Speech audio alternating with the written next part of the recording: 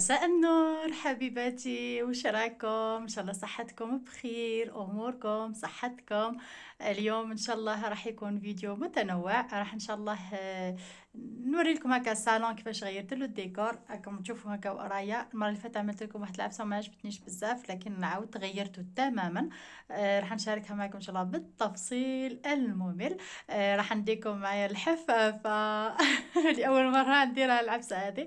نديكم معايا الحفافه. راح نوريكم الخدمة نتاعها إن شاء الله. راح تشوفوا مثلا العرايس، خاصة العرايس يعني مع لي برومو نتاعها إن شاء الله، يعني حوايج مليحة. تبعوا الفيديو حتى للآخر، راح نشوفوا بعينيكم. وراح نديروا هكا روتين للدار، وإن شاء الله نزيدوا معها الوصفة اللي طلبتوها مني إن شاء الله. نتمنى يكون الفيديو ماهوش طويل بزاف، وراح يعجبكم بإذن الله. نتمنى أنكم تشتركوا في القناة، تخليوا لي جام، وتبارطاجيو لا فيديو، وتعملوا لي تعليق رائع منكم انتم حبيبتي. هذا فضلا وليس امرا منكم. حبيباتي، اليوم راح نديكم لعند واحد الحبوبة، واحد الأخت الحفافة بزاف هايلة، سمية عند نوال بيوتي صالون. جاي في لو بي ال اف. هنا الطلعة تاعها كي من اتصالات الجزائر، وطالعين في البولفار تاع هو ريبو مدين. والا تحبي تهبطي لها من ملاك مول ومحلات ما شاء الله، ولا هذه سوبرات سون فيزا، ولا ابو ايوب سوبرات ايوب. ونطلعوا لها من هنايا راح تلقاو الصالون تاعها. هذا سيسترز صالون تاع نوال وسمية بزاف هاي. شوفوا، خاصة العرايس البنات الجدد اللي حتى للناس شعورها محروق كان نقول لك روحي هنا وكونك متنية. هذه بعض الصور من المكياج نتاعها، يعني ديت لا بيرميسيون هنا وصورت ووريت لكم. يعني هنا شوفوا الكوافير، راح نشوفوا تاع العرايس بزاف خدمتها ما شاء الله. تخدم حتى الحرقوس، نيطواياج دو بو، كيما نقولوا حنا تنظف الوجه، تحصر الكور كامل، تحصر غير الوجه وحده. كل وحده وكيفاش تحب. عندها البالياج، عندها ليماش، يعني كل وحده، والفيلر، البوتوكس، الكيراتين، البروتين للشعر. يعني اي اخت وكل وحده والكان تاعها.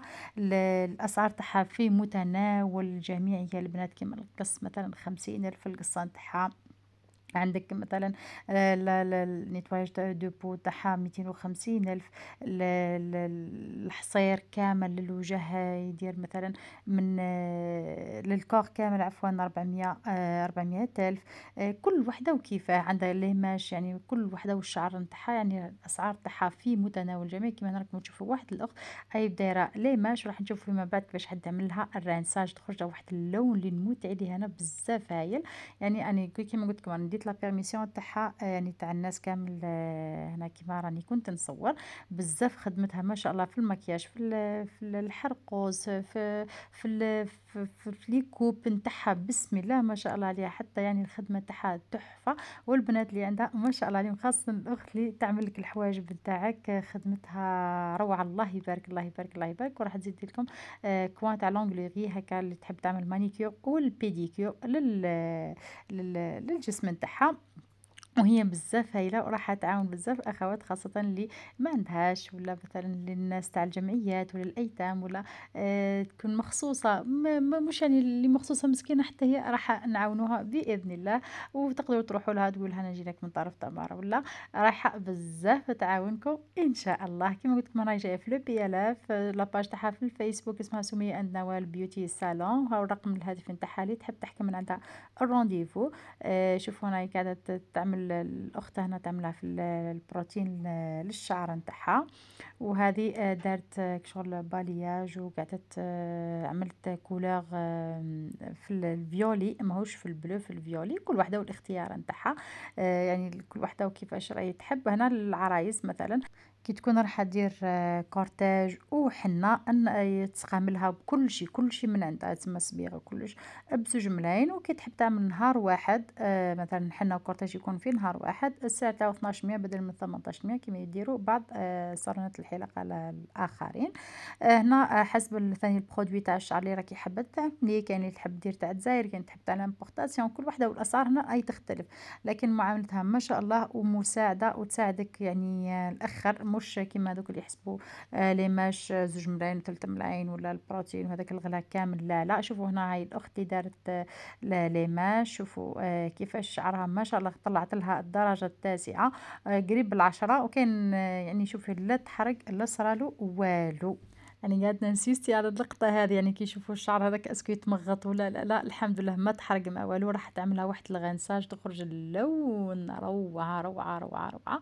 واللي عندها مثلا مشاكل في الشعر نتاعها ولا في لابو نتاعها ولا اي تعاونك وتخرجك بوبية بإذن الله. هذا رقم الهاتف نتاعها ولا باج تاعها ولا كارت فيزيت نتاعها اللي تحب تحكي كيما قلت لكم الغونديفو هكا يكون مسبقا، خاصة درك انه راهو قريب ان شاء الله موسم الاعراس، كل واحدة ماذا بيها تبهر روحها وتبين قدراتها ومواهبها.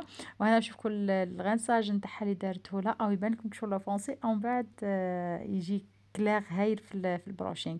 هنا نشوفوا كي نحبوا نهبطوا للمحل نتاعها ولا الصالون نتاعها من المجمع تاع الغزالي من الفوق ولا تاع بالراح سابقا، نهبطوا لها ديك السيام وندوروا لها من هنايا وتعاودي تدوري شوفي شغل ادروات يعني ادروات اجوج وتلقيها على اليد اليمنى نتاعك ولا عيطي لها في الهاتف فقط راح تقيديك. بزاف هايله ما شاء الله عليها اخت، تحفه تحفه، نتمنى انكم تروحوها وتزوروها. وننتقلوا الآن للفقرة تاعنا تاع الديكور وتغيير ديكور في الدار. صراحةً هذه درتها يومين قبل رمضان وما كفانيش الحال إني ننزلها لكم، ما لقيتش يعني تفاعل صراحةً عليها، ما حبيتش ننزل حتى حاجة. عندي هاد الكوتي هاكا اللي الفوق راكم شايفينه هذاك البوكس راهو ماهيش عرصة ولا نو خدمناها حنا أنا والزوج تاعي، لأنه فوتنا الكليماتيزور درناه في الكولواغ، كسما التويوات قعدوا على برا باينين، وليت غطيته بالبلاكو بلاطر أنا والزوج خدمناه مع بعضنا.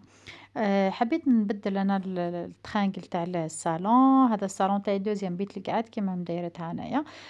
شريت هاد الباكيطة هذه المتر نتاعها دير 90,000، شريت تاع البلاستيك وتاع الألومنيوم دير 160,000 حتى 140,000 كل محل وكيفاش يبيع فيها. هذه بلاستيك أنا نظن يعني البلاستيك يتكفي، يعني ماك تزيد تشري حاجة ثقيلة غالية ولا. راح نبلاصيها أنا وحدي بطبيعة الحال. عمكم منصور النجار ولا عمكم جعفر راهو في الخدمة.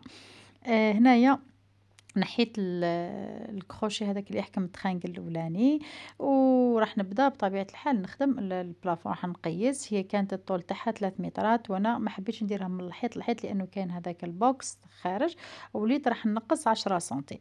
راح نطراسيها هنا الميطره ما كانتش عندي هنا، كانت عند الزوج في الطوموبيل. خرجت كي خرجتها معايا ونسيت ندخلها، ولي جبت هذه تاع الخياطه كيلت 10 سنتي راح نحيها تقصيها بموس موس تاع منشار ولا هاي كيما هكا جبت المنشار ولا بالكم برك على يديكم. هاني قاعده نقص عادي جدا تتقص فاسيلمون، ما تديش معاك 5 دقائق. هاني قاعده نخدم فيها عادي سهله مهله. وبطبيعه الحال رايحين نزيد نغيروا في الديكور تاع الحائط، لانه المره اللي فاتت كي خدمته ما عجبنيش وراح نقول لكم علاه ما عجبنيش.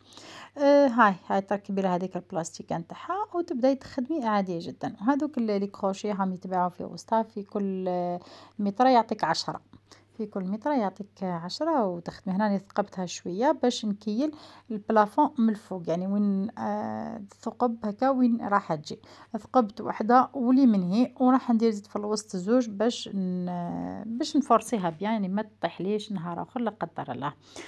شوفي برك الشينيول اللي تثقبي بها تكون شينيول مليحه باش ما تتعبيش، يعني ثم مارتو بيكور كيما نقولوا حنا. هاني قاعد بعد ما درت لي شوفي وبلاصيتها والحمد لله كانت نتيجة جد جد جد جد رائعة. يعني بالأول برك عارفة كيفاش تختاري تعرفي كيفاش تركبيها فقط، يعني أي سيدة تقدر تخدمها. الحيطة هنا جبت هذا البابي بان كومونديتو من الفيسبوك، نفس البابي بان تاع البيت نتاعي لكن كلاغ، تاع البيت تاعي جاي شغل باج كروفات، وهذا جاي باج رايح للبلون كلاغ خلاص، فيه ضربات في الضوغي. وإلا تشفاو هذا كي قلت لكم راه بابي بان عفوا تاع الغلو اللي فيه اللصقة، انا ما ننصحكمش بيه، يعني تاع اللصقة تقدروا تغلفوا بهم غير لي طابل ولا، اما في الحيط ما تستعملوهمش، يعني نعطيها لكم نصيحة يعني مع تجربة. اشريو بابي بان اللي هكا يكون لافابل اللي يقدر يتغسل وتلصقيه باللصقة نتاعو. اللصقة نتاعو عفوا تتباع عند الكنكيري. هاي لكم ب20,000 في البواطة الكبيرة، والصغيرة ب10,000، ولا تزيدي لها شوية تاع الماء وتبداي تخدمي بالبانسو ولا بالرولو كيما حبيتي. أنا أول حاجة بديت بيها هي الbox هذايا، وهذا راني كان تاع اللصقة اللي خدمته المرة اللي فاتت بديل الخشب. ما حبيتش نحيه غير نقّصت فيه فقط كنت دايرته عريض بزاف نقّصت فيه، وبعد قعد لي هكا الخطوط هاذيك وليت شريت هذه أي دير 15,000 للوحدة، وكاين العريضة وكاينة الرقيقة هكا، جبت الرقيقة فقط فيها 180 طول، اشري على حسب الطول تاع الصالون تاعك ولا الحيط نتاعك، ومن بعد تحصليه هكا على شكل مرموق راح نشوفه في الأخير كيفاش. أنا البروبليم تاع الصالون تاعي ولا الحيط تاع الصالون تاعي ما كانتش عندي بريزة في الحيط ولا عفسة وين ما يبانوش الخيوط، وليت أنا كرييتها، يا والنهار هذا والزوج زعف مني وسكتوا عليا برك اللي فزتي لي الحيط وخربتيه، ومنها قلت له روح بركا، من بعد كي تجي درك تشوف النتيجة أمامك. هو كي شافها عجباتو بصح هكا قعدك شغل ملين الدعوة ما حبش يبين لي قال لي المهم خربتي لي الحيط وكامل، قلت له انا المهم راهي درتو عجبتني درتها ولا جيب لي الكتريسيان يديرها لي. هنا شوفوا جبت الكيتور، هاي بالكيتور فقط تجرحيها، هاي تجرحيها فقط وتقدر تتكسر، أي ما تقصلكش بالمقصة، بالكيتور لازم آلة حادة، هاي بالكيتور بعد طرق تتكسر، هاي مرآة هي مرآة شغل تتحرك، تلصق فيها هي اللصقة نتاعها فيها كلش يعني قلت لكم الوحدة برك شريط واحد راهو يدير 15,000. ها هو وأنا من قبل شريتهم للسرير نتاعي شريتها على 25,000 الوحدة، سما كل محل وكيفاش يبيع، من بعد تنحي هذيك السكotش الفوقانية وتلقايها ما شاء الله عليها، جا حيط ما شاء الله بدلت الديكور نتاعو، هنا راه حيط فارغ ما فيه والو، أنا زدت له الباكيطة الأخرى من هي جهة التلفزيون، أنتم من بعد قولوا لي يا إما نخليها يا إما نحيها، أي تتنحى فاسيلمون يعني ما يلبس لي بابي بان ما والو، قولوا لي الشكل هكا فارغة خير ولا كي نزيد له الأخرى. بطبيعة الحال جيت راح نركب الريدو هذا شريته كيما قلت لكم من جيجة المرة اللي فاتت وخيطته وحدي وخدمته وحدي، فيه بطبيعة الحال الغفلات نتاعو جاية سامبل سما ماهيش يعني غفلات مخدومة سبيسيال لي كروشي هذا، وانا بطبيعة الحال ما حبيتش نخرج زيد نشريه وما نصبرش فيا الدودة ما نصبرش باش زيد نخرج نروح نشريها من عند الحانوت ونجي نخيطها قلت موديفي بالشيري عندي، حكمت كيما هكا درت ثقوب فقط صغيرة بالمقص في الغفلات هذيك بعد وصلحت والحمد لله هاي لكم النتيجة، وهذا الشيء كامل درته في ليلة واحدة يعني تقدروا تقولوا بديت مع 7 تاع العشية كملت نص ليل كملت، وهاي لكم النتيجة الأخيرة تاع الصالون تاع الحيط يعني راح تشوفوا راني صورتها لكم اليوم باش تشوفوها مليح مليح مليح كيفاش راهي، وهاو لكم الحيط كيفاش الشكل نتاعو جايك شغل محفّر وبلارجونتي، أنا الصالون تاعي فيه لارجونتي فيه البلون تسمى الزربية حساب الموبل على حساب الحيط،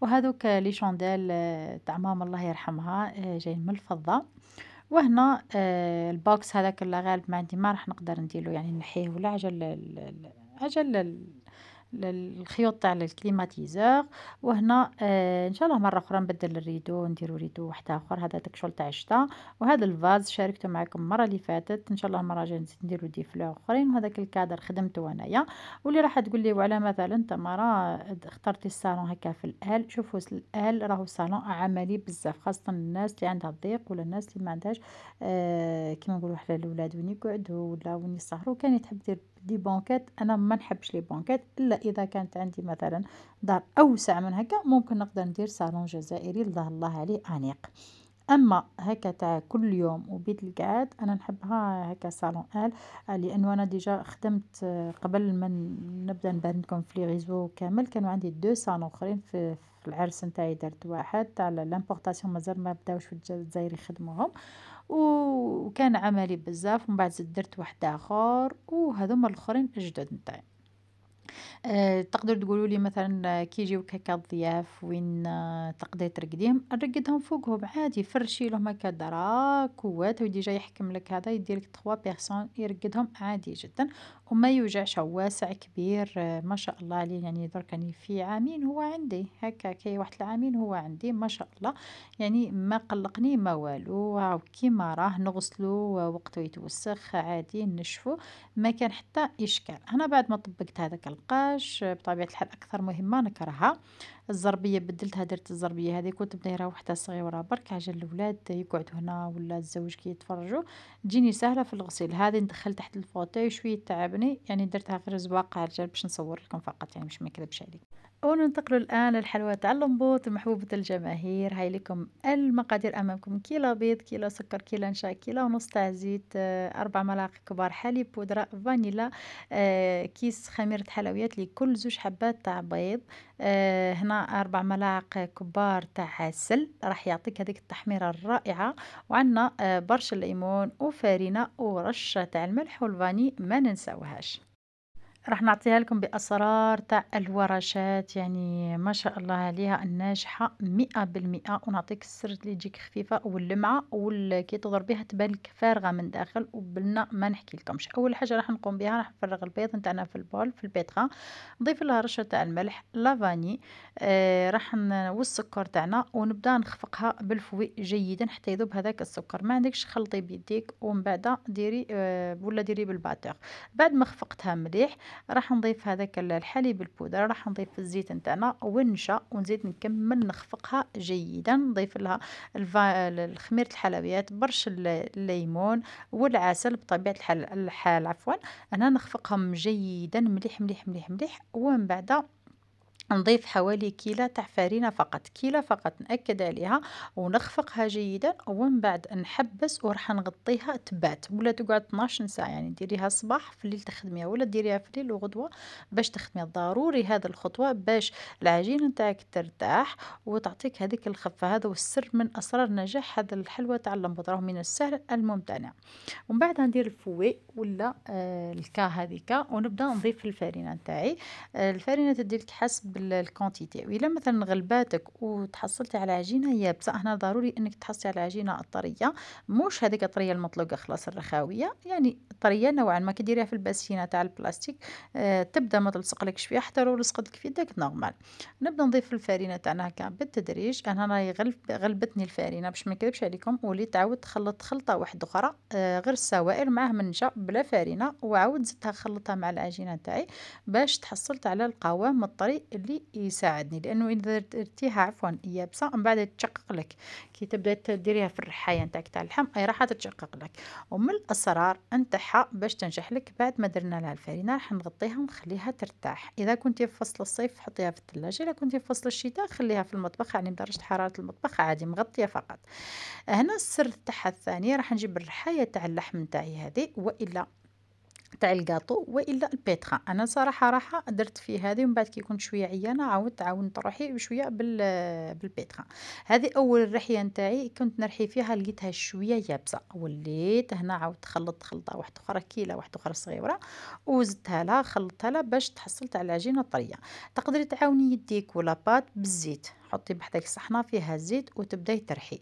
ضروري ترحيها 5 خطرات. كاين اخوات راح يقولوا لي وعلاه 5 خطرات وانا نديروها بلا شي 5 خطرات وتجي منا مستحيل تجي وحده بلا شي رحيان كيما وحده مرحيه، مستحيل في النتيجه. انا نعطيها لكم من عندي.